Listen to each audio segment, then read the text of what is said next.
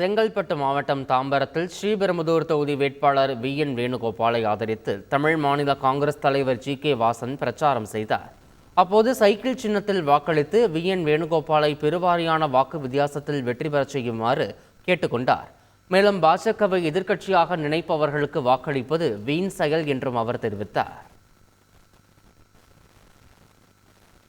பெருந்தலைவர் காமராஜருடைய அடிச்சுவடியிலே நேர்மை, எளிமை, தூய்மை, வெளிப்படை தன்மை என்ற ஆட்சி நடைபெற வேண்டும்.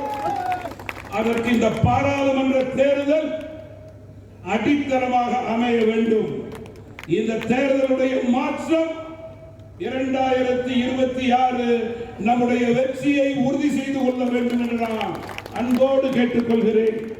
அவருடைய எண்ணமெல்லாம் பாஜக எதிர்கட்சி அல்ல, எதிரி கட்சி என்று நினைத்துக் கொண்டிருக்கிறார்கள். எதிரி கட்சி என்று நினைக்கின்ற திமுகவுக்கு நீங்கள் அளிக்கின்ற வாக்கு குப்பை தொட்டியிலே போடுவதற்கு சமம் என்று நான் குறிப்பிட விரும்புகிறேன். செய்திகளை உடனுக்குடன் தெரிந்து கொள்ள உடனே சப்ஸ்கிரைப் பண்ணுங்க.